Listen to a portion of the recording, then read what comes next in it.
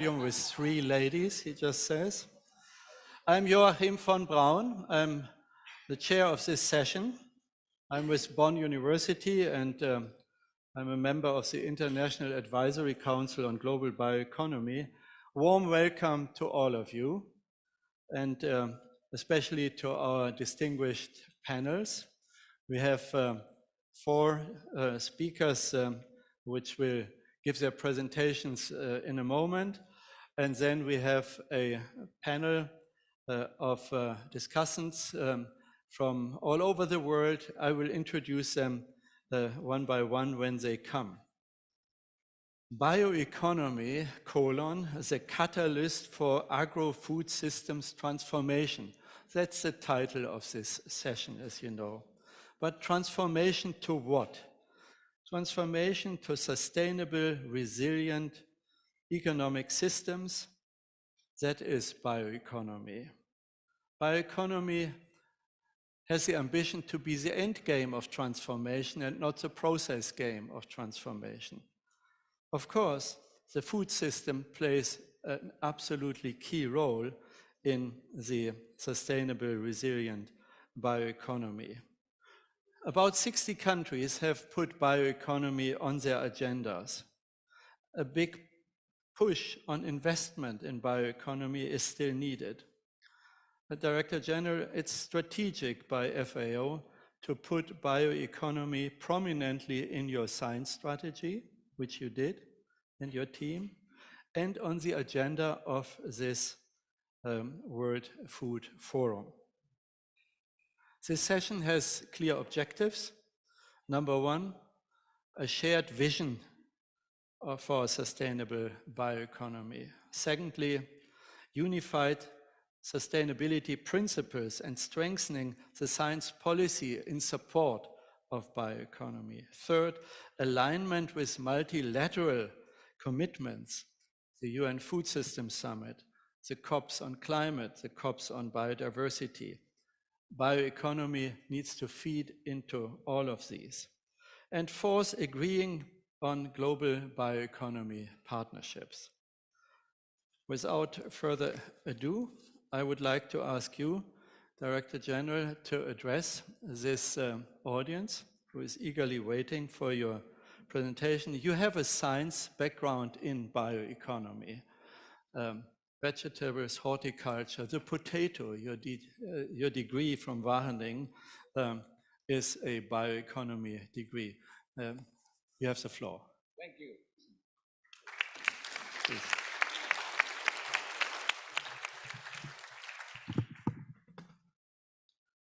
Thank you, my older friend.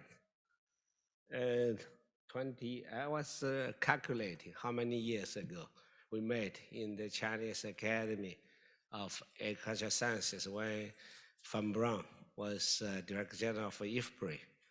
So you have first generation and your education and mentor. You were a mentor.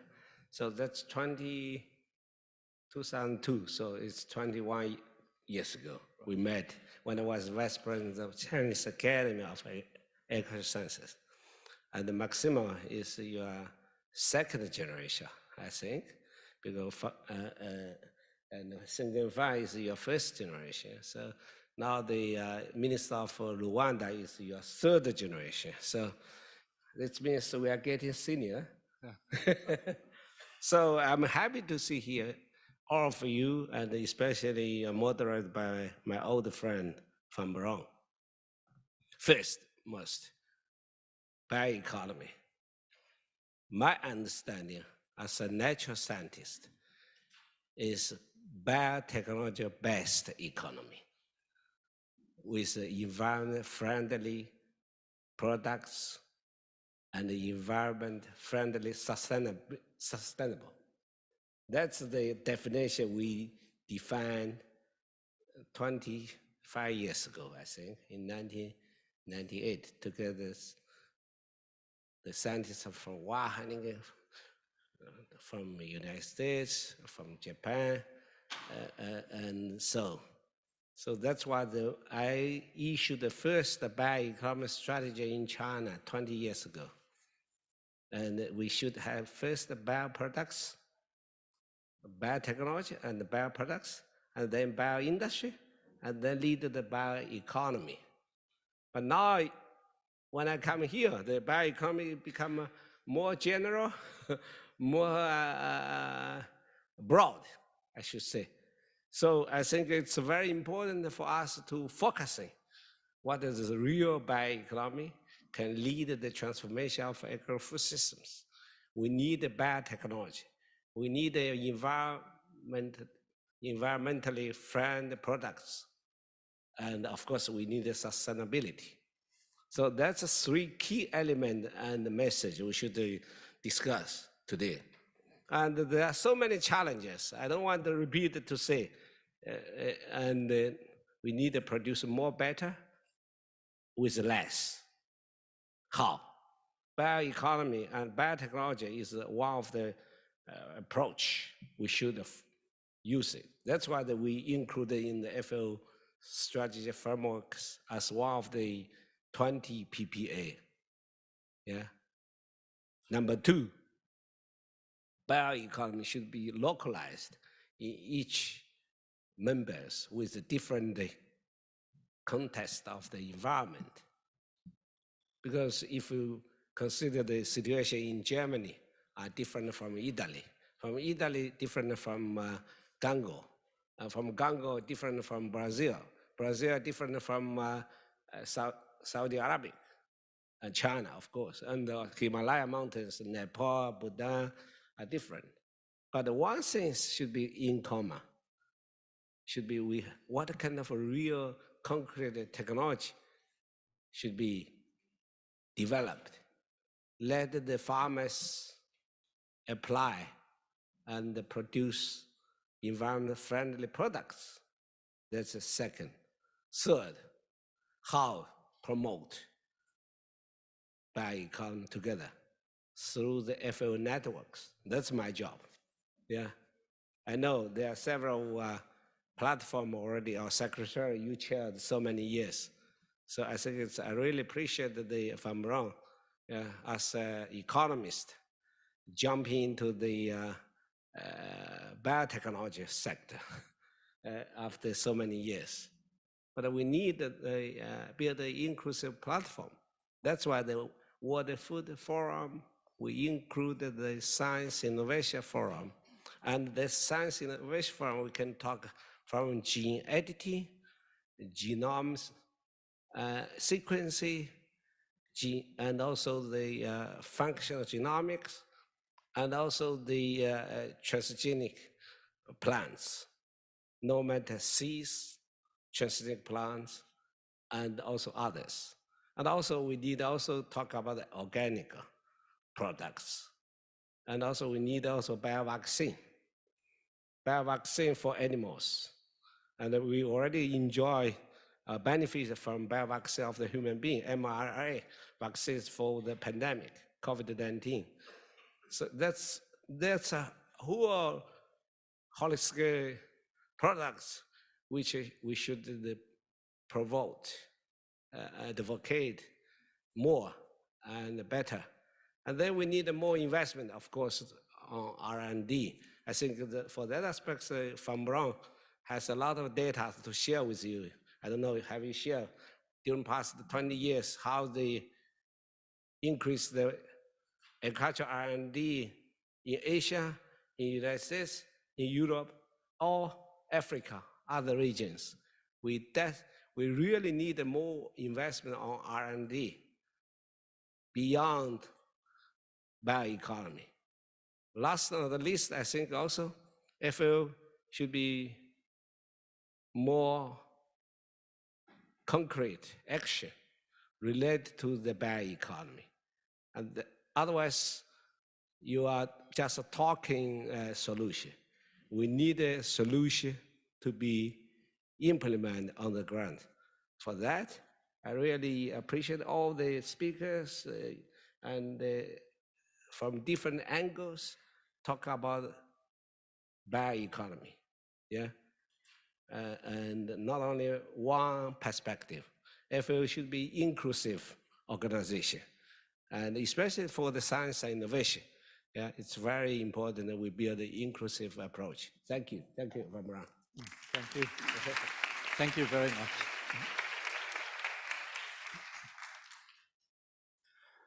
Thank you very much for this introductory speech and for your kind remarks, Director General Chu. I would like to call on the Minister of State for Land Use and Biodiversity in the Department of Agriculture, Food and Marine from Ireland, Dr. Pippa Hackett. You have a background in agriculture studies and a PhD in sports biomechanics. Actually, we feel strongly that this is also bioeconomy, understanding how animals and we move, whether it's the horse or the insect.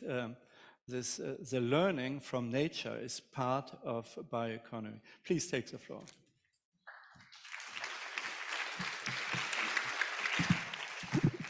Thank you, Professor Von Braun, for that, and I think you do raise a good point. Ladies and gentlemen, distinguished guests, it's a real pleasure to be here with you this afternoon at the FAO as part of the Science and Innovation Forum. This event, as you know, gives us the opportunity to consider the important role a sustainable and circular bioeconomy has to play as part of the response to the many global challenges we face: climate change, biodiversity loss, energy and food security, health, and sustainable development. These multidimensional and rapidly accelerating crises that are converging today are consequences of our reliance on finite fossil resources and unsustainable development, coupled with our failure to value our most important capital, the basis for human and planetary health and well-being, that is, nature. We have arrived at a tipping point, and we urgently now need to consider how the natural environment, not consumption, becomes our true engine and purpose. Our economic and social outlook must prosper in harmony with nature, and at the same time take the opportunity to be powered by nature. This is not a contradiction, but a necessary condition to create and shape a sustainable future. Because above all, a sustainable and circular bioeconomy is about reconnecting people, nature, and the environment as a basis for that sustainable future. In this light, Ireland has identified the development of a sustainable, regenerative, and circular bioeconomy as being an opportunity for our farmers and agri-food businesses to increase our competitiveness, diversify incomes, and create green jobs in rural, regional, and coastal areas. In this transformation, Ireland believes there is a lead role for governments to create and shape bioeconomy developments to benefit our environment and climate, to benefit systems and sectors such as nature, agri-food, and energy, and to address local challenges through the development of innovative bio-based solutions. One such leadership example is investment by our National Research Agency and my ministry in a project based in the south of Ireland called Farm Zero Carbon. This involves a major agri-food dairy processor, leading Irish universities, a range of SMEs and local farmers collaborating to create a climate-neutral, economically viable dairy farm as a demonstration for the local farming community. The project takes a holistic approach, combining and integrating a range of scientific developments, technologies, and practices to reduce and offset greenhouse gas emissions, to enhance biodiversity, and to increase the productivity and resilience of the farm, including by examining aspects such as small-scale green biorefinery and anaerobic digestion. This is an example of the link between developing a sustainable bioeconomy driven by innovation, agri-food systems transformation, and collaborative approaches between all stakeholders. Building on this example, in Ireland, we have been on our own bioeconomy journey for just over 6 years, not quite the 20 years of China. And I would like to share with you this afternoon some reflections, some of the lessons we have learned, and to outline to you some of the future steps we propose to take. Our intention is that the Irish bioeconomy will be developed by design and be strongly influenced by both global and EU commitments on climate and biodiversity, while also incorporating feedback from civil society. And crucially, that the bioeconomy should support the development of sustainable food and energy systems. There have been significant policy developments under the current Irish government that are influencing all sectors of the Irish economy and society, including our agri-food sector. And this policy direction is in turn strongly shaping the bioeconomy. These changes have included our commitment to halving our greenhouse gas emissions by 2030 and reaching net zero by 2050, including the settings of an emissions ceiling for agriculture at a level requiring a 25% reduction in greenhouse gas emissions from agriculture by 2030. The Irish Government, through our national strategy Food Vision 2030, has set an ambition for Ireland to become a world leader in sustainable food systems, with the aim to deliver significant benefits for the Irish agri-food sector itself, for Irish society, and for the climate and for our environment. And we have a Circular Economy Act, which provides a legal underpinning for our need to shift to a sustainable pattern of production and consumption. However, to really develop a vibrant bioeconomy, broad policies and legislative measures such as these are insufficient on their own. Specific bioeconomy policy needs to be advanced in parallel, and I will explain some of the key policy steps we have taken in Ireland. In developing a strong bioeconomy, having a vision is an important starting point. And for us, we took that step back in 2018 when we published a national policy statement. Led by the Department of the Taoiseach, that's our Prime Minister's office, this outlines a vision, guiding principles, strategic objectives, initial policy implementation framework, and key initial actions on policy, regulatory, and sectoral coherence, awareness raising, and of course, investment. This policy statement has led to the bioeconomy being integrated in the long-term national planning and investment framework. This in turn has ensured that the bioeconomy has been considered in many other leading national strategies and plans, including our national climate action plans, our whole of government circular economy strategy, and our national research and innovation strategy. Taking that first step of developing a bioeconomy vision, we also need biodiversity visions, that has ensured long-term policy commitment to the bioeconomy is maintained. Envisioning a long-term direction also offers us an opportunity to invest in the bioeconomy and use it as a catalyst for a sustainable transition to the much-needed transformational change for our agri-food and energy systems. In this respect, the Irish Government has invested over €80 million in bioeconomy research, innovation, clustering, and demonstration activities. This includes developing a national bioeconomy research centre and national piloting and demonstration facilities. It has also enabled clustering activities to align the uptake of bio-based science, technology and innovation with local and regional actors who can apply this knowledge and innovation along with their own local knowledge for a sustainable and circular bioeconomy. Our experience is for that transition to occur, there is a need for policy to encourage and support interactions among multiple actors, including businesses, primary producers, scientific communities, policymakers, social movements, and other interest groups. This essentially allows for the testing and demonstration of bio-based solutions in real-time environments. To facilitate this, the Irish Government, in conjunction with the EU Just Transition Fund, is offering approximately €20 million for bioeconomy testing and demonstration initiatives over the coming years. The key feature of such activities will be that they will be based in specific rural locations, specifically those parts of Ireland most affected by the move away from peat burning for energy. And this will lead to bio-based innovations and solutions being developed specific to this territorial context. Beyond these activities, we have learned that the bioeconomy transition is not always smooth, and there is a need for policy to create and shape market developments for bio-based innovation, particularly aiding challenges with regard to routes to market, addressing the need for capital investment, and addressing regulatory challenges. In this light, we have established a cross-government policy implementation group and this has built up stable, collective leadership, coherence and oversight across the relevant government ministries. These are the measures we have been implementing in recent years, but we are now moving to a new phase in our bioeconomy. And today I'm very pleased to share with you here today that our government has just approved a new national bioeconomy action plan for the period 2023 to 2025. This is a first for us in Ireland and will build sustainability on our previous policy statement. The process to develop the plan has followed a robust evidence-based approach with strong stakeholder input. The action plan identifies 33 actions across 7 pillars, with the overall ambition of accelerating the development of the bioeconomy over the coming 3 years.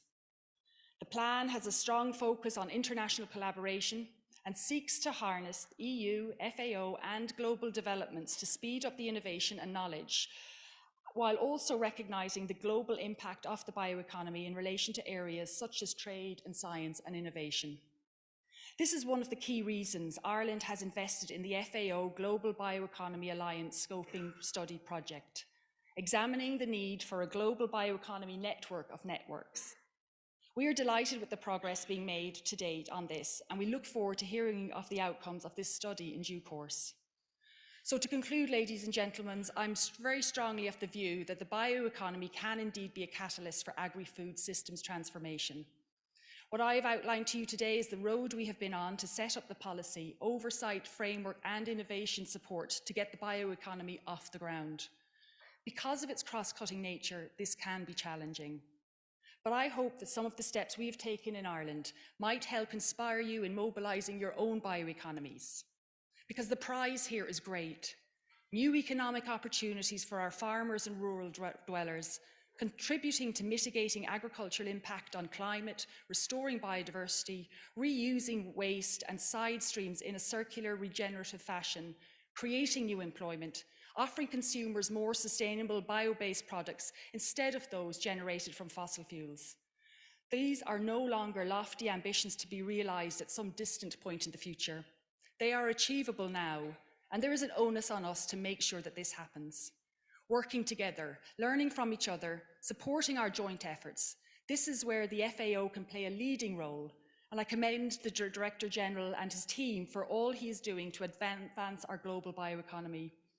Ireland will remain a committed partner with the FAO in this, and I want to thank you once again for giving me the opportunity to address today. I look forward to engaging with you all in the future. Thank you. Thank you very much. Thank you very much for sharing this innovative, comprehensive Irish bioeconomy strategy, a role model for many, and for waving with your just released new strategic document. The integration across government, I think, is very important, and I'm sure it bodes well within the overall strategies of the European Union on bioeconomy. So thank you, Minister Hackett. Next, I call on the National Strategy for Bioeconomy, Ministry of Environment and Climate Change, Brazil, Secretary Karina Pimenta. You are just out of the Amazon Summit. I didn't say suffered through it. You played a key role. It must have been a huge task. And I'm very pleased that you're here. Please brief us on the Brazilian perspective and touch on what are the plans for G20 from Brazil being in the lead. Please take the floor.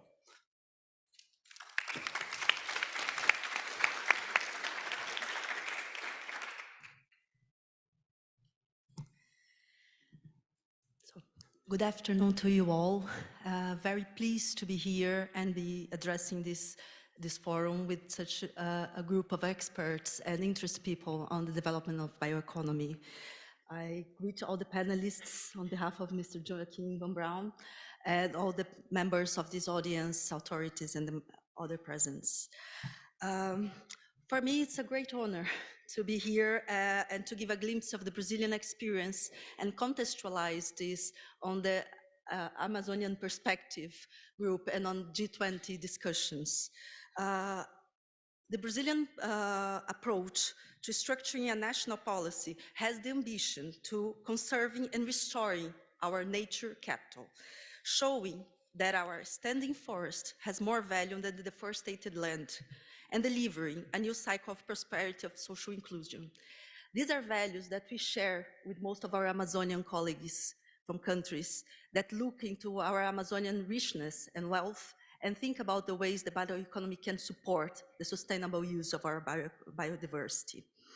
Brazil has created many policies over the years, over the decades, that connect to what we call bioeconomy today, in the social biodiversity, in biofuels, and many other experiences in agriculture. But now for us, it's the first time that we are creating a framework for a national policy that sustain and will redirect investments and policies to address the needs and the opportunities that bioeconomy brings to us. And this is a transversal approach that we are developing in the government across the different ministries and across the different regions that have vocational and opportunities across the different biomes that we have. The debate on bioeconomy comes in a very timely manner, as we have seen very complex challenges, such as climate change, as poverty, as hunger, the growing demand for natural resources, and the biodiversity loss that comes along with it. The best science and evidence available shows to us, decision makers, that the window of opportunity to reach the Paris Agreement targets is rapidly closing, and we have to move fast. In Brazil, since the first day of President Lula's government, we state our unequivocal commitment to the global effort on protecting the environment, on fighting climate change, and on promoting food security and the social biodiversity of our country. These are pillars of our cross-cutting policies that we are developing. Within this context, we must step up with our global efforts to tackle climate change. In Brazil, we have a very important commitment to all the global countries, which is to zero deforestation by 2030. And we are already seeing the first results this year. From January to September, we reduced in 48% the deforestation in the Amazon. And this represents more than 200 million tons of CO2 equivalent not thrown to the atmosphere. This is just the start, and it's a lot of work for us to do, and this is our homework as a country, our commitment to the world. These positive results are linked to the decision-making of Lula's present government to implement a cross-cutting and integrated environmental and climate policy. This also reflects an important reconstruction and strengthening of our mandate and action on environmental and territorial inspection and management bodies. This is very important for us, command and control in Brazil, to reduce deforestation. But this alone will not solve our other problems. And we have even more complex task at hand. There is no alternative for us than pursuing an urgent and effective transition to sustainable development model. But to achieve this goal, we must increasingly have a vision from public and business policy that is more prospective than reactive. Within this context, the ecological transitional plan that has been recently launched by the Brazilian government, it's a framework coordinated by the Ministry of Finance, who shows a very important commitment to reach our environmental goals, and demonstrates our long-term commitments to economic transformation alongside with preservation of the environment. This initiative consolidates the Brazil vision for future growth in social inclusion and environmental conservation. It builds on the assumption that while this transformation has been already happening, the speed and scale that we need is far from ideal. We must break the inertia of our results achieved so far and increasingly lay out our plans based on the best science and evidence available. Our ecological transformation plan is based on a series of different measures, which include the provision of economic incentives and sustainable finance, and many other actions that are taking on this field. Densification of our production system and development of our national industry. It also encompasses the energy transition in Brazil and the circular economy, the new infrastructure that we need and require of public services for climate adaptation that is reaching out to us every week, as you see in the news, as you see in the lives of all our fellow Brazilians. And last but not least, the main topic of my addressing today, the development of bioeconomy in Brazil. So for us, bioeconomy, as we all know, it's not a concept. It's not a unique nor internationally agreed, and I'm not sure if we'll ever reach that. But I know we can reach a framework to work with, considering the different aspects of countries, of biodiversity, of aspects that are under review here and in many forums. For Brazil, bioeconomy can be understood as a model for social and economic development. It's fair and ethical and should be built on these principles to generate products, processes, and services with base to respect to the people that owns the knowledge and develop the sustainable use of biological resources, and for us, in particular, our native biodiversity. Among the central elements of the Brazil vision of bioeconomy, some aspects should be highlighted. The first, for us, is the emphasis on biodiversity as a tipping point on our economic model. The bioeconomy in Brazil, in a mega diverse country as we are, represents a great opportunity and a great risk to create an economic development model based on sustainable use of our major biodiversity assets. Our vision for bioeconomy is firmly grounded on the principles that the use of biodiversity must respect the limits and supporting capacities of our ecosystems. In other words, the possibilities and limits of sustainable production systems must be fully incorporated and respected. And this, for us, is a very important piece on agri-food systems transformation. How to engage with the sustainable production systems and ensure that our ecosystems are preserved. This is particularly important to reduce the pressures for us on land use that will ultimately result in increasing carbon emissions and further jeopardize our climate stability, with the opposite from what a bioeconomy shall pursue in the first place. Providing healthy and sustainable food to our population is one of the major uses of our biodiversity and a main asset to ensure food security and nutrition. There's a diversity of products, especially proteins and local ingredients, and a culture based on food consumption. There are examples of our potential these are all examples of our potential to diversify and enrich our agri-food systems and people's nutrition through bioeconomy. In addition, we have records of more than 16,000 products that use our genetic heritage and associated traditional knowledge with multiple uses on healthy food, biochemical, cosmetics, and in particular in the health sector. This is not only a powerful public policy database, but also a tribute to our social, environmental, and cultural heritage and diversity. I emphasize that in Brazil, the basis for bioeconomy is one of the most important and innovative legislations on the access of genetic heritage and benefit sharing. This is one of the central aspects for Brazilian experience. The rules for access and use are clearly established. Our goal here is to expand the incentives for more research and products to emerge through transparent and reliable regulatory environment, which also recognizes that knowledge from those people who own this ancestral and traditional knowledge. Another second aspect that I would like to highlight about our vision for bioeconomy is the emphasis on social biodiversity. And the great opportunity that has to leverage the economic and social inclusions and opportunities for traditional people, indigenous peoples and communities, quilombola communities, and family farmers. For instance, the production of food, vegetable oils, fibers, medicine herbs, and other many products rely on these groups to be able to be available in market value chains. And these are originated from the social biodiversity and can be catalytic for the promotion of the environment, protection of the environment, and the strengthening of our local territories and communities. In this sense, we cannot forget that these people that are in the bottom of the value chains are also those who are protecting and maintaining our forests with their bodies, with their thinking, with their knowledge.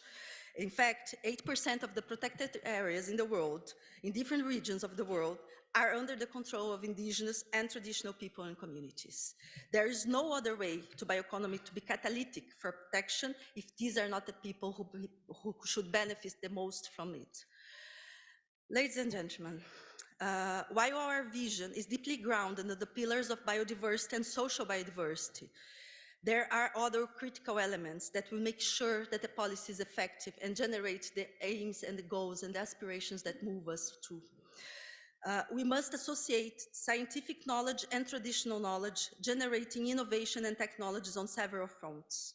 And there is a huge gap between science and traditional knowledge that must be bridged if we want this to really generate benefits and social inclusion, creating the grounds for mutual cooperation between different sectors, but based this cooperation on mutual respect and respect for the knowledge and the science together. Furthermore, we have to acknowledge that bioeconomy is formed from a wide range of players, including association and cooperatives and other collective enterprises, small and medium-sized businesses and companies and startups, and the sector of bioindustries, which have more intensive use of biotechnology. There is no one-fits-all solution to develop all these value chains with all these opportunities. We must have multiple bioeconomies to be promoted and very specific instruments for each of these groups to be able to be effective. Especially when we talk about funding, investment, and finance, we have to be very specific on the distribution channels and the maturity of this business and the long-term investment that is required for the science and technology be translated into innovations, both in technological side and social innovations that will move these value chains up in the markets. We must diversify our instruments to support these enterprises. And we have to enable regional ecosystems, we call hubs of bioeconomy, in order to be able to have these policies reaching out to the regions and work closely to the businesses that are created, to the origins of the raw materials and all the science and technology and jobs that it can be created in the local and regional areas. It is essential for us to stimulate also a new generation of professionals and technicians in bioeconomy, thus creating an opportunity not only for a new cycle of green jobs, but more importantly for us, the inclusion of young people and women, and in a new important cycle of prosperity. We also, in terms of finance, we also look beyond the carbon markets as a source and understand that the variety of environmental services that are a piece of our strategy and these value chains should be delivering conservation and restoration of these ecosystems while creating these competitive products and markets. And this, for us, is an intertwined process. To this end, it's necessary to develop new markets for these assets, products, and services. And we need to be able to differentiate a product that's sustainably produced from others. We need to differentiate the food that is healthy and sustainable from the others. And we have to be able to do that in order to incentivize and create a virtuous cycle of development. They also must be valued not only from the economic aspect, as most of our underlook is there, but from the social, environmental, and cultural values they retain. This is a consumption change that we have seen, but not enough in the world. In order to expand the potential of growth of bioeconomy, we must act on these both ends, both supply and demand. To conclude today, I hope this opportunity will have to discuss the development of bioeconomy as a catalyst and inspiring effect on our own creation of policy making. We need to invite more people in different sectors to join this discussion: civil society, business people, academics, national governments, and international organizations. These are all stakeholders that are building the national policy in Brazil and that can build this on the international sphere. And as Brazil heads to the presidency of G20, starting this next December, let me reaffirm the commitments to encourage and nurture this debate on this important forum. we are proposing a cross-cutting initiative on bioeconomy under the G20 framework, and we count on all of you to join this process and contribute to the construction of guidelines and high-level principles to the development of bioeconomy, the bioeconomies of the world in a global level. Thank you very much for the opportunity to address you today, and I hope that we have a very cooperative interaction with FAO and all of you in the future. Thank you. Thank you so much. Well, ladies and gentlemen, you heard an invitation, or is it a challenge to contribute to the G20 process spearheaded by Brazil?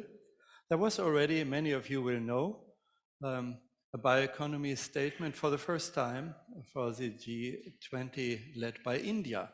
So it's a dynamic process, and I think it's very good. It's also very good that you deepened our agenda today. Biodiversity is one of the two pillars of bioeconomy, biodiversity and science. And you broadened it, food, agriculture, and health. So thank you for that. Now I would like to call on Professor Christine Lang. Christine is a pioneer and leader in bioeconomy, played key roles in the 3 bioeconomy summits since 2015, is co-chair of the International Advisory Council on Global Bioeconomy. Christine, give us your lecture, please.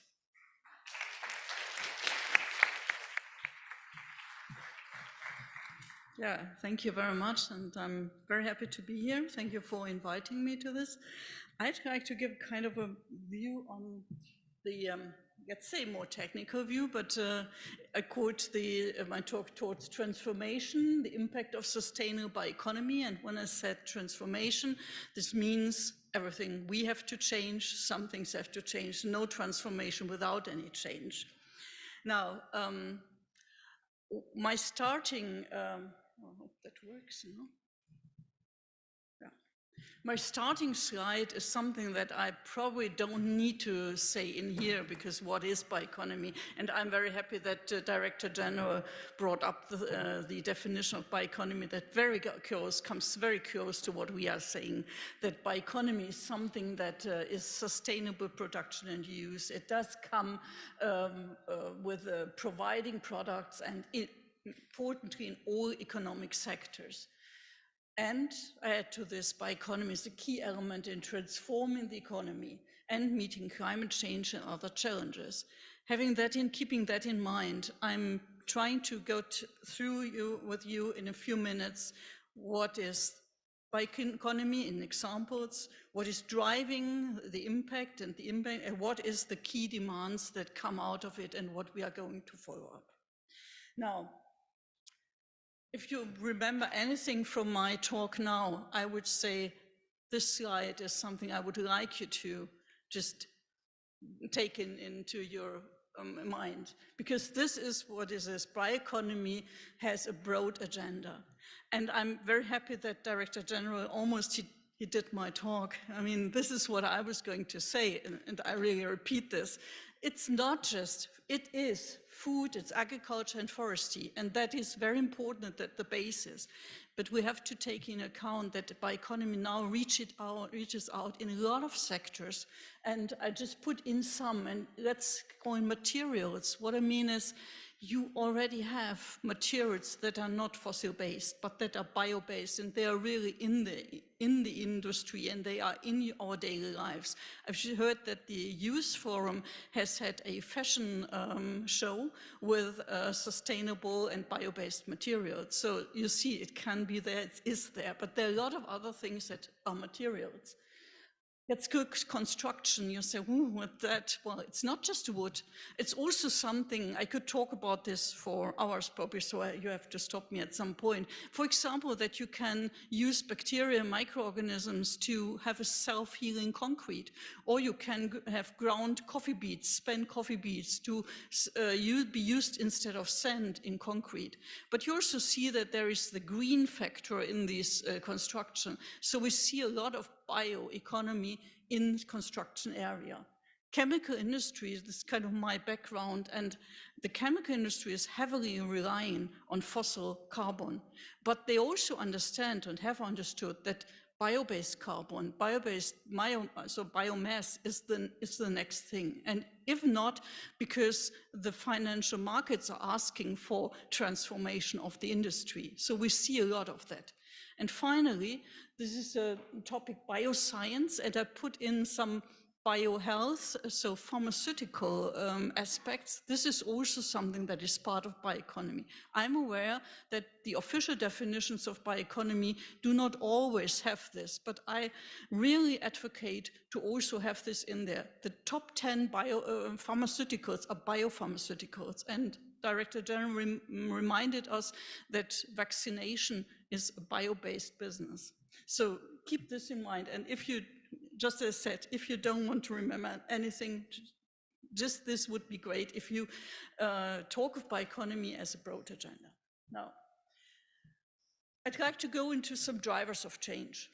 And I have 4 points on that. My first is, what we see at the moment is wonderful and beautiful and very important impact from regional and local value networks and value chains. So that is where change and transformation is coming from, the kind of bottom up. It needs international cooperation, and of course we are here in a forum now that especially is giving us this. So let us work on this. We need the thing coming up from bottom up, but we also need the international cooperation. Second driver, that's industry. And why is it? Because industry, as I just said, has some desire, let's say, to defossilize. They understand that that is necessary.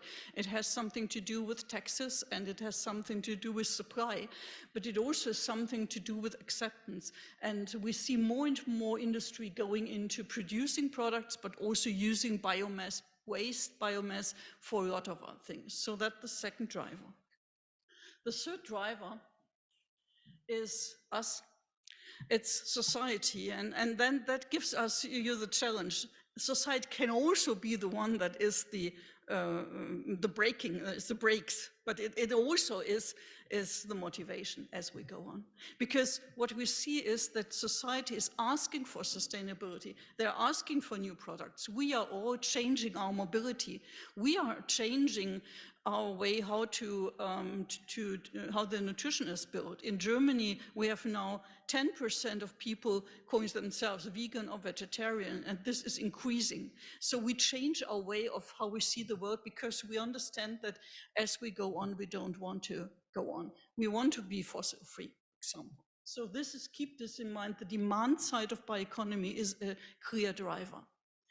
And my fourth suggestion of a driver is the global agenda.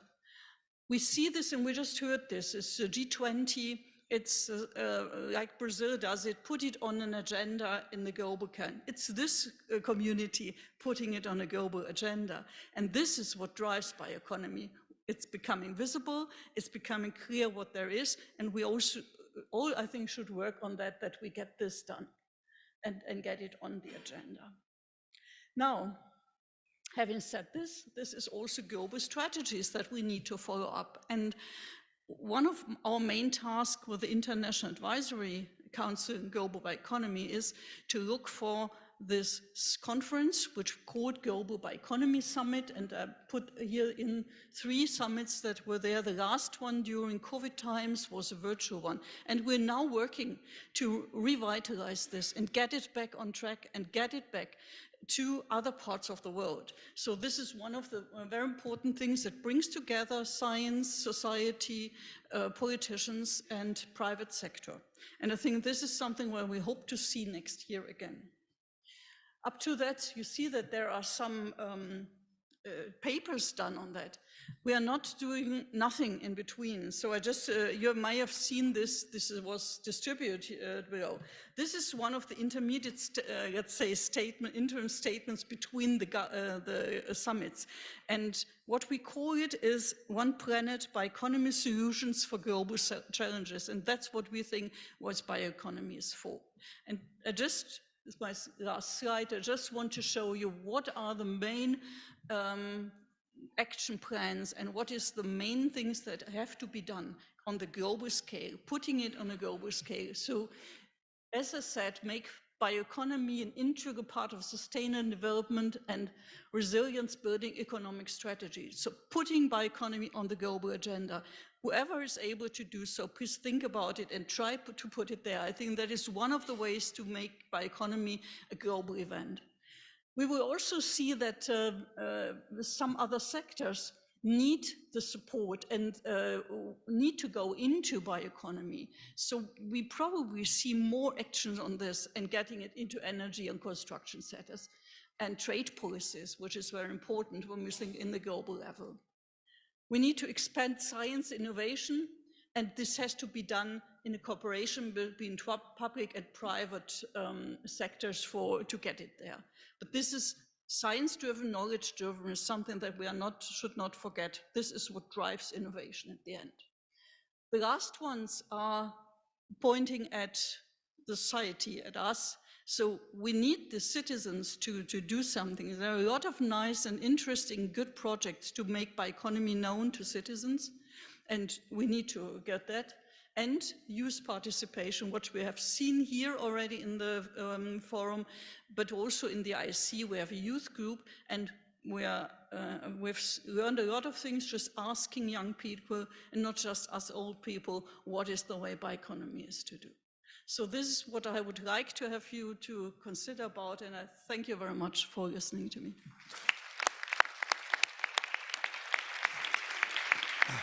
Thanks a lot. Well, colleagues, this was the high-level panel. We are about to say goodbye to you. Thank you for your contributions. If you can stay, you will not miss an exciting lineup, an international lineup of bioeconomy experts who will follow without interruptions. You are busy people. If you have to go elsewhere, you are excused. So thank you again. Thank you very much. Thank you. Yeah.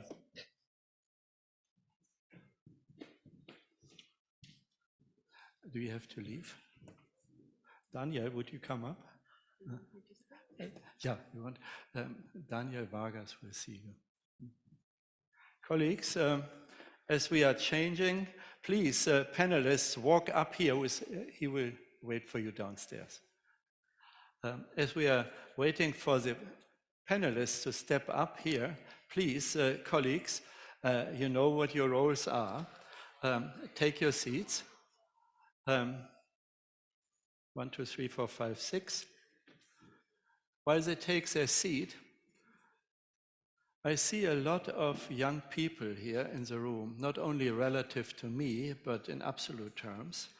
I was asked by a young researcher in passing this morning, who actually is in the room, what can I, as an aspiring young economist, do to help change diets and foster the bioeconomy? Well, you have gotten a lot of food for thought from the speakers, and there will be more now. A key topic is how can we overcome the indirect external negative effects of the food and economic systems. So that is a task for science, and systems thinking is a task for you. Now I am very pleased to have all, if you forgive me, ducks in a row. And we are also hoping to get a colleague from Kenya, Julius Ekuru, on the screen, who couldn't make it because of airplane problems. First, I welcome you, Greg Jaffe, Senior Advisor, Office of the Secretary in the US Department of Agriculture. Your background is Juris Doctor from the Harvard Law School. You said you prefer to stand when speaking. You are welcome to do as a lawyer. Your background is in biotech. You have worked with the center, you have led the Center for Science in the Public Interest. So you are deeply involved in bioeconomy. Please take the floor from here or from there. Okay, thank you very much, Joachim. I'm here representing the US government and in particular US Department of Agriculture. And I'll start off by saying the USDA, the federal government, supports the development of a strong US bioeconomy. It can create revenue streams for agricultural producers and ensure that wealth and other economic benefits, such as jobs, stay in rural communities and help their economies.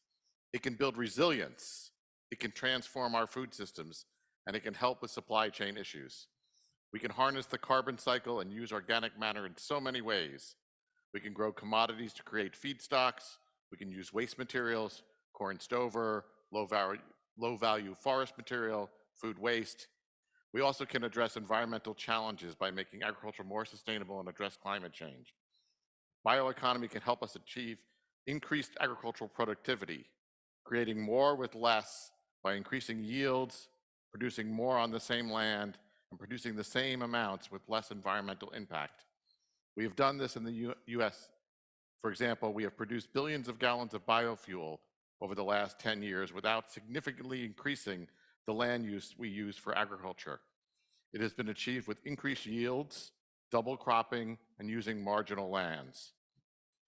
A big policy advancement I'd like to tell you about was on September 12th, 2022, President Biden issued an executive order on biotechnology and biomanufacturing for the bioeconomy. That executive order established a whole of government approach for advancing biotechnology and biomanufacturing towards innovative solutions in health, climate change, energy, food security, agriculture, supply chain resilience, and national and economic security. That executive order discusses issues such as bolstering federal investment in research and development, improving the biomass supply chain, expanding biomanufacturing capacity, investing in workforce development, and improving the regulatory and policy environment, among other things. It's 1 year later, and we already have so much to showcase under this executive order. We issued a bold gold report on research and development priorities. I'm just going to focus on food and agriculture, and that report included 3 themes: improving sustainability while increasing productivity, which discussed reducing food waste, reducing nitrogen and methane emissions, among other things; increasing food nutrition, quality, and consumer choice, which mentioned developing new food and feed sources, such as alternate proteins and cell-cultured meats; and protecting plants and animals from environmental stresses, adapting to climate change. There's been a report on workforce development, which I recommend you all look at. How do we build that workforce that we're going to need for the bioeconomy, the right people with the right skills? In the future, my agency will be coming out with a biomass supply chain resilience report. We're talking about how do we build that biomass supply chain from the source all the way through to the consumer product. In the last couple of minutes, I'd like to give some examples of the work carried out this past year to support the bioeconomy at the US Department of Agriculture.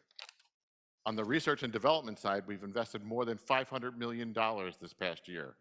Some projects include research to increase photosynthesis, use of gene editing to make plants more productive and more resilient, developing methods to turn vegetable oil into bio-based personal care products, developing crops such as camelina and pennycress for biofuels to be grown as cover crops. As an example, one project works to convert food waste into biodegradable bioplastics that can be used for a variety of consumer plastics, including affordable and rigid packaging for food and beverages. USDA is also involved in investing in biomanufacturing, product development, and working with private industry. For example, we invested over $100 million last year in innovation biomanufacturing capacity and new markets for using wood in a sustainable way. We've invested in biogas production, as well as new ways of having fertilizers made from biological waste. Finally, USDA also promotes the purchase of bio-based products. I think there was discussion there in the last talk about the consumer and that building that demand. We have a federal procurement program for bio-based products, so we bring that buying power of the federal government to the marketplace, and a federal government operated voluntary bio-based labeling system so companies can market their bio-based products for consumers who want to buy them. We even had a National Bio-Based Products Day this past April. So in conclusion, the United States wants a circular agriculture and a food economy with many different opportunities for farmers and a production system that's sustainable. The bioeconomy will play an important role in achieving those objectives. It's helping us in the United States have a new agri-food system transformation. Thank you. Great. Thank you very much. It's impressive how much action a year after the executive order was issued.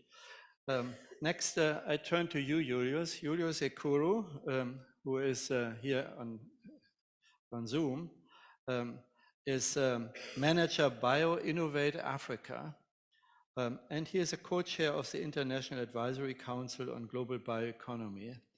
Julius, your 5 minutes, please. Okay, thank you so much, Joachim.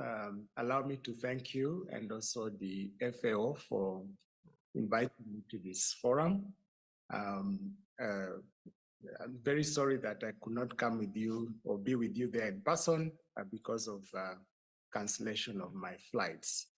But I just returned from Burundi. Burundi is one of the countries in our East African community, where we, for the last 3 days, we were discussing bioeconomy strategies, or the need for national bioeconomy strategies as a pathway for future economic growth and development, both in Burundi and also in Eastern Africa. And in that meeting or series of events we had, it was agreed that Burundi will develop its own national bioeconomy strategy based on a regional bioeconomy strategy for Eastern Africa that was developed and approved last year. So this makes Burundi one of the 4 countries now that is nationalizing this strategy.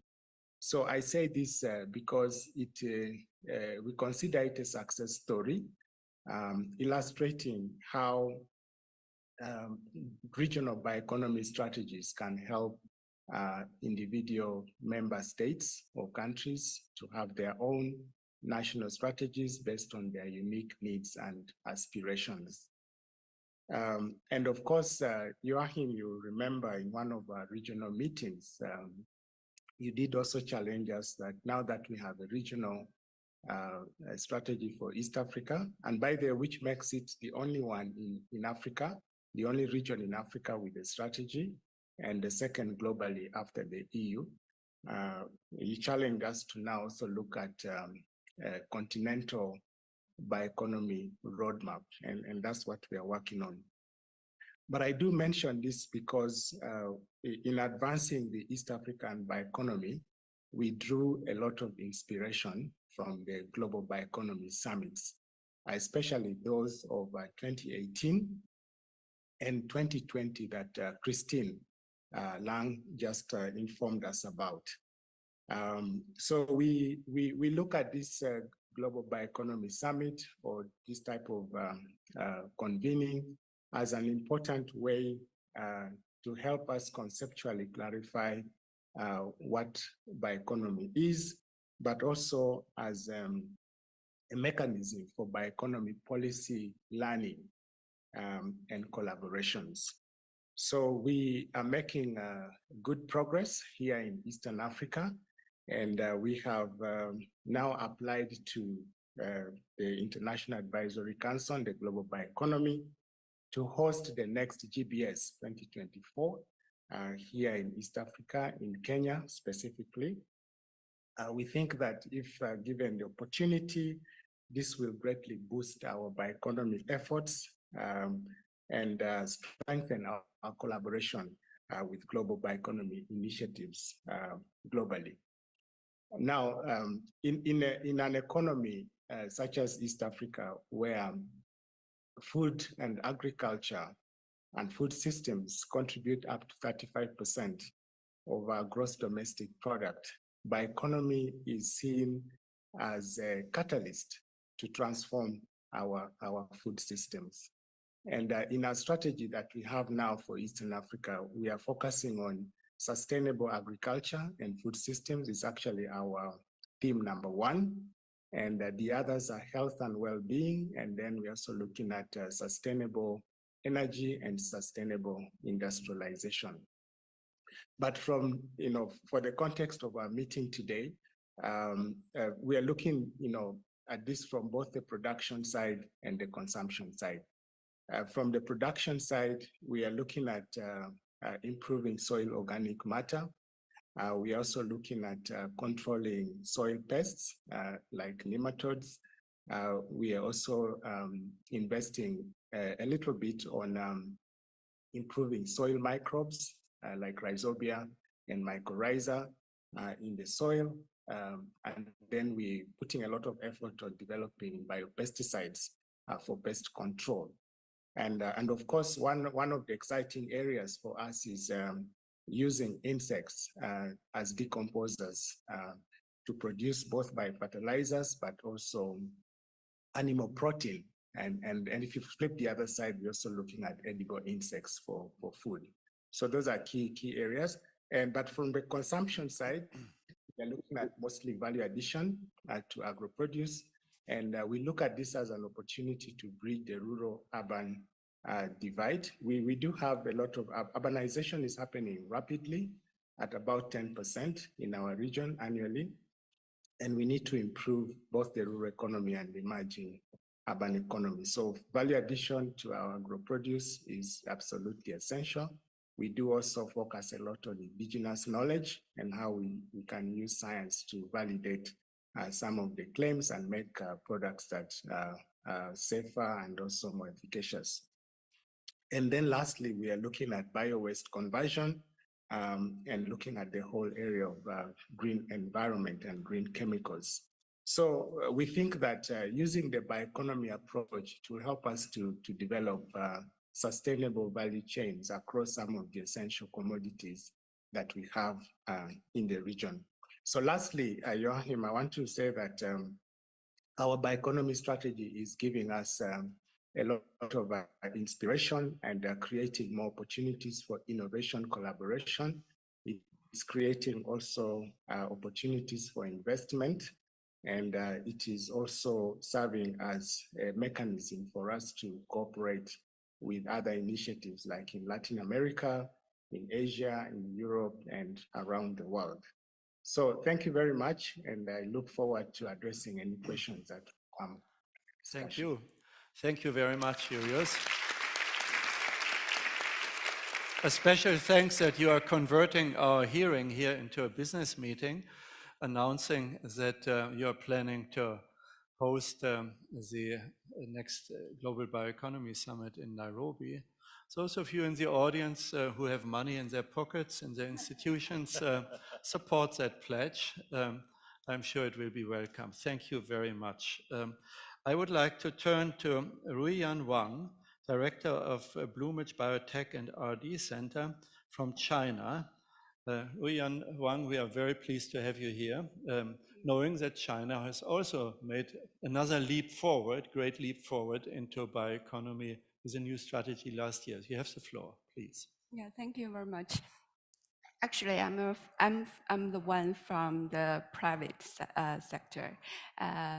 I have a different view maybe for the bioeconomy in China, but at the beginning, I'd like to deliver the information about the bioeconomy strategy in China. Actually, the bioeconomy has become one of the pillar industries in China during the past decades. And the Chinese government had a series of policies about the bio industry during the past more than 20 years. Last year, one important strategic policy named the 14th five-year plan for bioeconomy development was announced. And it is quite exciting also for the industry as what we are in. That new policy defined the bioeconomy as basing on protecting, developing, or utilizing the bioresources to advance the life science and technology, aiming to create a blueprint for sustainable development of human being. And it outlines the development goal of the bioeconomy in China measured in four fields. The first one is biomedicine and pharmaceutical, and the second is bioagriculture, and the third is biomanufacturing, which is what I major in, and the fourth is biosecurity. And we had several roles to achieve these goals. Commonly is of course, the innovation, especially the biotech innovation, is very important. And the second is the industrial development. And the third, I guess, is the government policy support and also the global collaborations. Actually, I want to deliver more information about the innovation in this bioeconomy strategy. Globally, there are two driving forces behind the bioeconomy development. One is from the technical supply side. Another one is from the society demand. Actually, in China, with the big population, we have a big market for the generating the social demand. But on the other side, we need advanced technology to access the transformation from innovation to our industry. So the advanced technology such as the synthetic biology, which is a technology can exchanging the existing biological system or redesign the system for useful purpose, showed the comprehensive science and technology innovation in bioeconomy. Especially is at the heart of the bioeconomy system in the previous four fields. So using this advanced technology, we can produce the high value products such as protein, enzyme, bioplasmic, or the other bioactive products using microorganism or some other bio-based resources with a higher yield, higher quality, and the green characteristic and the lower cost. So comparing to the extraction from the fossil. So, the Chinese government and the entrepreneurs or the enterprise, they work together hand in hand, using all this advanced technology to transfer the innovation to the industry for the bioeconomy development and for the low carbon development or the high quality development in China. Okay. Thank you very much. It's exciting to see how the superpowers embrace bioeconomy. Thank you very much. Our next speaker is Varinton Songkasiri from Thailand. Thailand was an early player, reaching out with its bioeconomy initiatives into all of ASEAN. You have the floor, please. Thank you very much. It's an honor for me to be here. I would like to provide you the example of Thailand. The Thai government promoted the BCG, Bio-Circular Green Economy Model, as the fundamental economy model for now. And with that, all the ministry, the government agencies need to be incorporate the model into their policy and strategies. Uh, Recently at COP26 also, Thailand declared that we will reach the carbon neutrality by 2050 also. I would like to focus that we emphasize, prioritize the four main industries for our BCG economy model. First is agriculture and food. Second is medical and wellness. Third is bioenergy, biomaterial, and biochemicals. And fourth is tourism and creative economy. So those are the four prioritized industry here. And since you mentioned that we are quite promote the bioeconomy quite early, our first key milestone for the bioeconomy promotion is the establishment of the National Center for Genetic Engineering and Biotechnology, or Biotech, which I belong to. It's under the Ministry of Science and Technology then. So we create knowledge and innovations on biotechnology, so which is based for the bioeconomy concept currently. Now I would like to provide one example in the cassava starch industry. Cassava or tapioca is the same thing here. So we have the cassava, Sustainable Cassava Starch Program, which initiated by the private sector, the Thai Association, the Thai Tapioca Starch Association, and the research institute, which us and several partners in universities, and then also government agencies here. With the program, we declare that we will reach carbon neutrality in 2050 as well, but we will reduce half of the greenhouse gas emission in 2030. In the cassava starch industry, agriculture sector, and also starch manufacturing sector, released approximately 2.17 million ton carbon dioxide equivalent per year last year.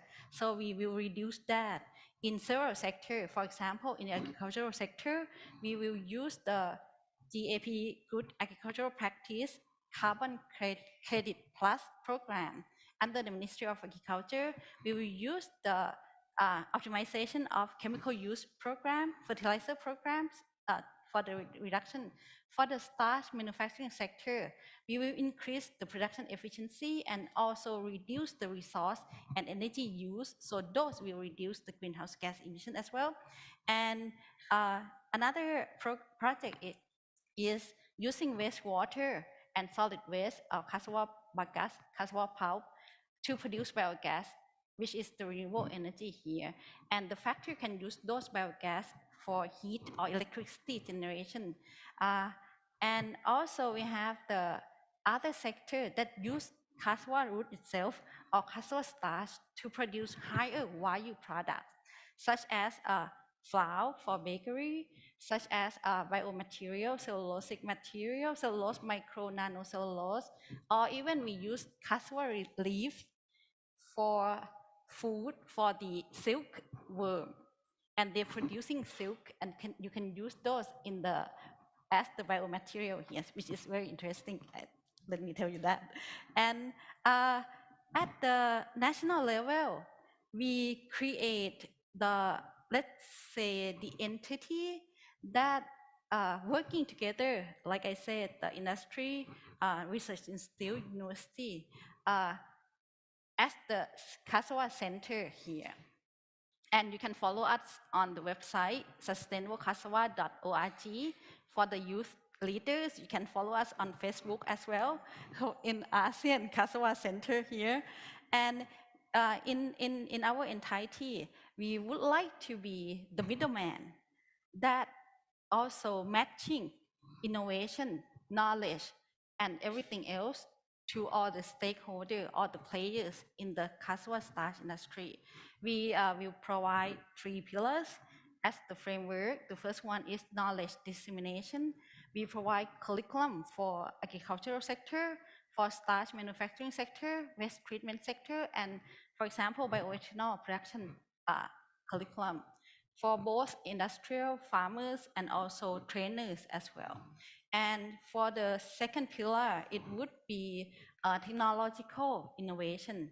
And we collect the stakeholder forum, what the industry innovate, what the research institute innovate, and also the government agency, what they innovate there. And the last pillar would be the solution provider. So we would like to be the integrator, the solution integrators, to give the consultancy services for the industry, for the farmer, and also for the policymaker as well. So those are at the national level that we are working on. We, with the support from several international agencies, UNIDO, also GIZ, German International Corporation, the Mae Kong, Republic of Korea Cooperation Fund, Mae Kong Lan Chang Special Fund.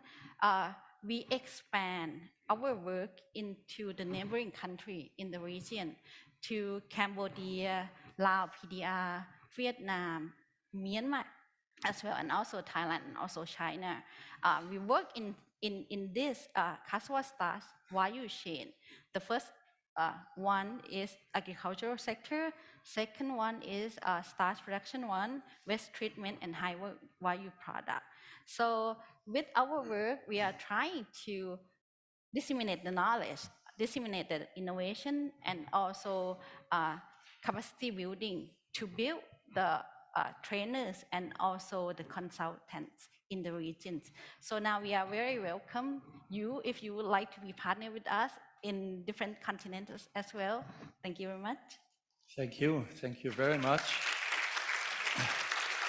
And another standing innovation for partnership. Isabella Garcia Cafaro, you are a youth champion on bioeconomy from Guatemala. Your 5 minutes. Thank you. Well, as Joachim said, I'm here representing youth. So my name is Isabela, and I live in a beautiful developing country in Central America called Guatemala. And since I was a little girl, my dream was to help heal the planet. A few years ago, I started collaborating with industry in an R&D project that uses biotechnology as a tool to improve agricultural production. But it wasn't until months later that I realized that I was contributing to my country's bioeconomy. Driven by this realization, I joined the Youth Ambassador Program from the International Advisory Council on Global Bioeconomy, with the dream of raising awareness of the importance of the potential of bioeconomy, but especially the potential in Latin America. We routinely conduct various regional workshops. Through these, we have gained a global perspective on youth involvement in bioeconomy and have sadly come to realize that our youth faces unparalleled challenges. And these challenges are when trying to become an active part of this bioeconomy, let's say, like very small circle, right? As youth leaders, we're committing to lowering that barrier. One of our first steps in that direction is conducting our first bioeconomy survey, which seeks to identify and address worldwide gaps in youth involvement. However, this is but a step towards creating a more inclusive and diverse environment in bioeconomy. In order to effectively lower these barriers, we must first ensure that the concept is well disseminated. We have experienced firsthand that bioeconomy is not commonly taught in the educational systems. It is a field deeply connected to the social, natural, and political sciences, and hence central to any society. We strongly believe the concept of bioeconomy should be introduced in high school to be expanded upon during university-level programs. Furthermore, we have noticed that the small percentage of youth that is actually aware of bioeconomy and interested in joining our field faces financial problems when trying to become an active part of the community. Their participation in high-profile events and forums such as this one is key to achieving an inclusive environment, and a lack of funding should not be the limiting factor. It is important to provide the youth with avenues of growth. Therefore, we propose to create a global bioeconomy mentoring program where today's leaders and youth can develop skills and new perspectives together. We firmly believe the challenges we're facing today are further aggravated by the lack of youth's involvement in policymaking. We believe that our group can help. Because we're well connected all over the world, we can put you in contact with young professionals that will be happy to participate in the formulation or actualization of your country's bioeconomy strategy. If you ever find yourself seeking to address one of these challenges, let's partner up. We're always eager to find solutions. Together, we can create a strong network, positioning bioeconomy as a known term and allowing youth to have more representation and access to opportunities. If you now feel that you share our vision and are still less than 38 years old, please join us. We're always looking for enthusiastic youth. If you're older than 38 years old, don't worry. You can still help us by sharing the information and participating in our mentoring program. Thank you. And remember, youth's involvement in bioeconomy is highly important. It is in that youth that we will find our future leaders and decision makers.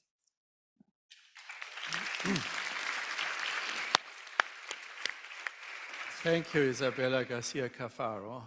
Bioeconomy is intergenerational. Ross Hampton, Executive Director, International Sustainable Forestry Coalition. You have the floor. Thank you, Professor. And it's energizing to sit next to Isabella. It's a very good introduction. And before I want to use some of my couple of minutes was really just to thank our representative from Brazil, because I know everyone wanted to clap and they didn't get a chance.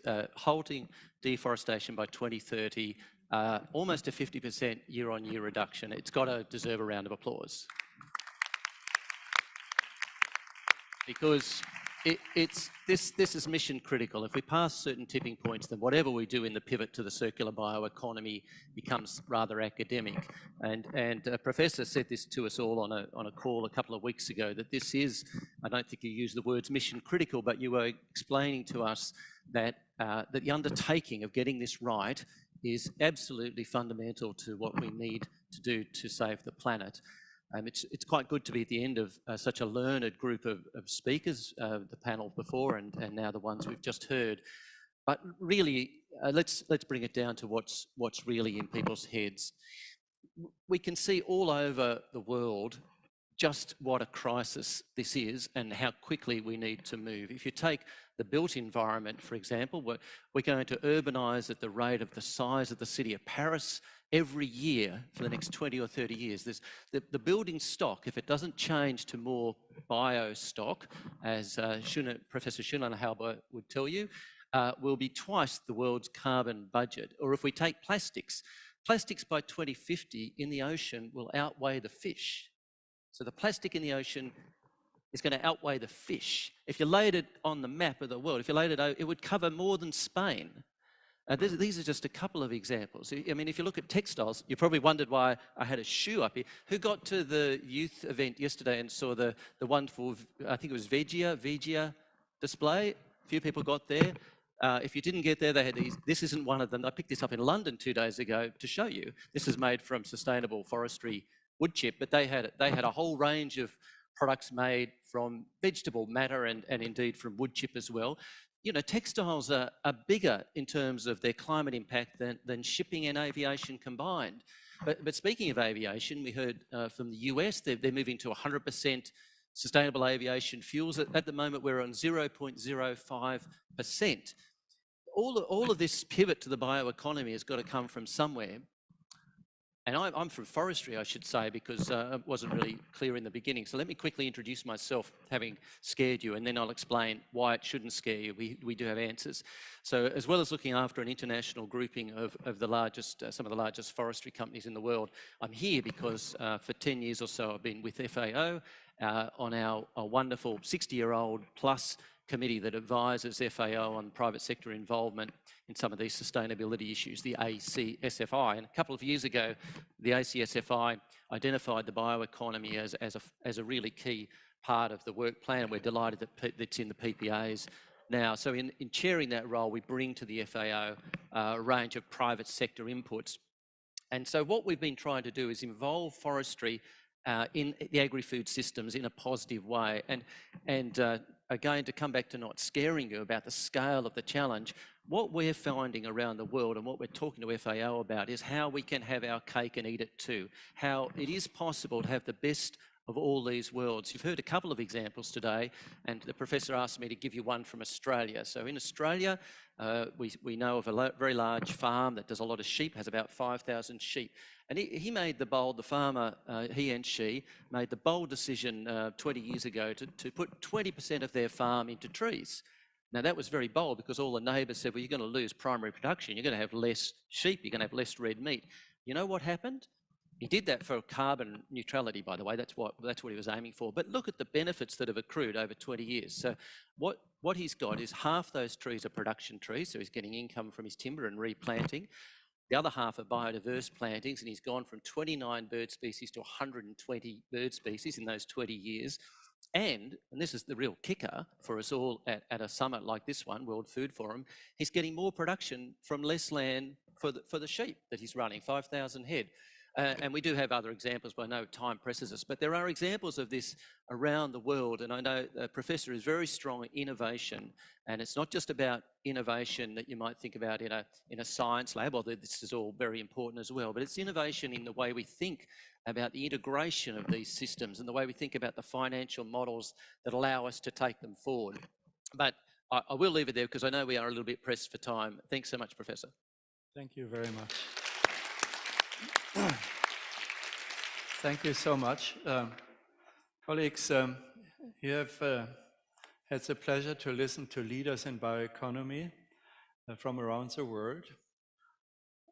There are a lot more leaders here in the audience on bioeconomy. I see Mr. Bioeconomy from the EU, Peter Wehrheim, or Ben Durham, South Africa, Eva Virgin, Sweden. I could go on in the room. And Hugo Chavarria from Latin America, and more and more. I'm so sorry that we are about to run out of time. Actually, we have run out of time. Maria Elena, do you give us 5 minutes for maybe 2 questions before you do the closing remarks? Maybe we get more surprise from the audience. Colleagues, 1-minute interventions are welcome. If you have something you want to contribute, if there's something which upsets you, you need to speak it now. Please, you have the floor. Introduce yourself. Hi, I'm Anita. I'm from Australia, representing CSIO, the Australian National Science Agency. I have a question to Gregory. We know there's a lot of incentive, including you talk about President Biden's policy around promoting biotechnologies. My question is related to regulatories. So we've seen that wave of gene editing crops, and there's still a lot of, I guess, barriers of adoptions because of different regulatory requirements across different jurisdictions. So my question to you is, how do you think the regulatory reforms will come as part of the adoption biotechnologies and actually achieving the impact? Thank you. Okay, we'll get back to our panel in a moment. 1 or 2 more. Thank you for being brief. Well, then why don't you, please. I'm certainly not an expert. I'm the independent chair of the council, and I'm a simple lawyer. But I heard now 3 concepts: circular bioeconomy, bioeconomy, and bio-based economy. Can somebody explain me the difference? No difference, just complementary. I'm happy to share with you on our way out the authoritative bioeconomy definition on which the International Advisory Council on Global Bioeconomy has spent hours and hours and was a global consensus. So let's just stick to bioeconomy. There was a question to you. Go ahead. Greg, you wanted to go ahead. Thank you for the question. I mean, I think, in the time that we've been here today, there's probably been some new biotechnology advancement that we don't know about yet. And so you mentioned gene editing, but we don't know what the next technology will bring tomorrow or a year from now. And I think for regulation, you mentioned a very important thing. So the important thing is ensuring safety while having a good enabling environment. And I think the key is flexibility so that regulations can adapt over time as the technology changes. And I think we're working through that in the United States. We've changed some of our regulations and we're continuing to change them to adopt to gene editing. And I think we're seeing a lot of investment in that area because of those changes. So I think it goes hand in hand. But I think you raise a very important point that we really do need to adopt our regulations as these technologies come about. Thank you. Thank you for clarifying that. Well, colleagues, you have learned a lot about bioeconomy today, country by country, intersectoral, as Christine has outlined. You have heard about new strategies and new initiatives. This is an ongoing process. And before I hand over to you, Maria Elena, I'd like to ask you to come up. Let me thank the team of FAO, which worked hard to make this session possible, especially to you, Lev, and to your colleagues. A round of applause to them.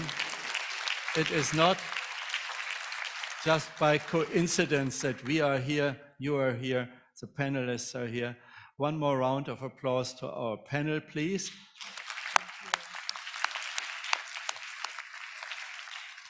Maria Elena Semedo is Deputy Director General, walking up here. Maria Elena, you have been a key spokesperson at bioeconomy summits. You know this business. Tell us what will happen after this interesting afternoon in FAO with bioeconomy, please. Thank you, Professor Van Braun. Good afternoon to all of you. And I'm very pleased to be here with you. More than that, to listen, to hear from our esteemed panelists. I'm sure all of us will learn a lot today. And thank you all for participating in this event, which is a milestone week for bioeconomy in FAO. We have this week 8 separated bioeconomy-related events taking place here in Rome between the World Food Forum, Science and Innovation Forum, and the International Sustainable Bioeconomy Working Group meeting. I would say that is the moment of bioeconomy, and as you said, thank you, Professor Van Braun, we started together some years back, and I think this is the culmination of what you have been building together. We listened from the dynamic speakers and the exchange, and they're more convinced than ever that bioeconomy is a catalytic tool for agri-food system transformation and sustainable development. Just last month, during the SDG Summit 2023, bioeconomy was prominently featured in the FAO co-lead high impact initiative on nature driving economy transformation. It was one of the 12 UN Secretary General identified for the UN development system to scale up and mobilize actions around the SDG agenda. It has been identified as one of the actions really to help achieve the SDG sustainable agenda. And our Director General, in the opening, he pointed out how FAO members have endorsed bioeconomy for sustainable food and agriculture as a priority area as FAO strategic framework. As you could see, Professor is really high in FAO agenda. And as also quoting the Director General, FAO stand ready and committed to take an even greater leadership role in this helm. And we heard about the importance of agroeconomy in Ireland, in Brazil, in the US, several in Kenya, China, just to mention, I cannot be exhaustive, but all these interventions show that we have a different definition of bioeconomy, or we have a wide range of options, solutions and approaches coming from indigenous knowledge to biotechnology, bioengineering, but also that should be based on science and innovation, but also on traditional knowledge, and to be contextualized. Also, as it has been said, we need system thinking, we need intergenerational approach, and also we need flexibility, and we need partnership across agriculture sectors, from crops, livestock, forestry, fisheries, and aquaculture, and along the value chains. Bioeconomy can unleash opportunities for additional value while reducing environment impacts.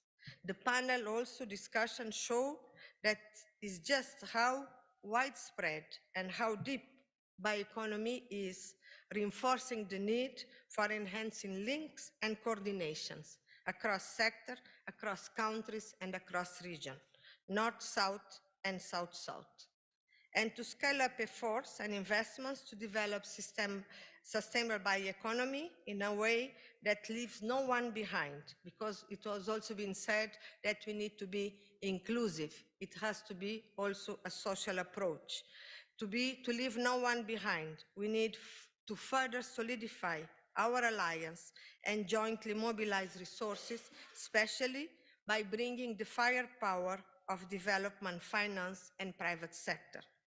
FAO will continue to play its global role to drive efforts in this regard with the support of our members and many partner institutions, including those present here today. You ask me how we take it forward.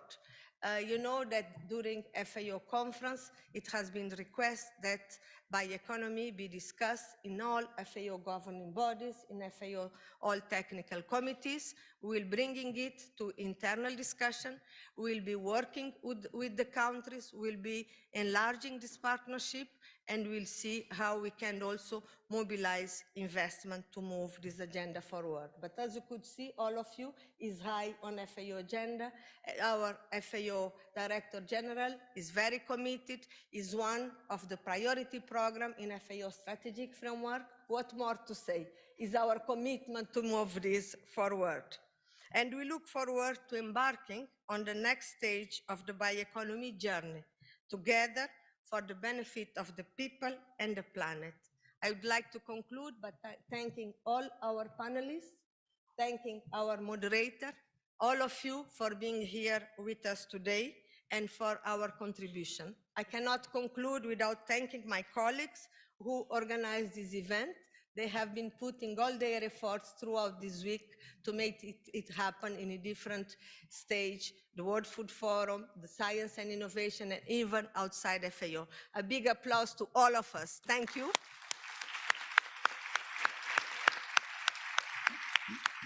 And have a good evening. Thank you very much. Thank you very much. Okay.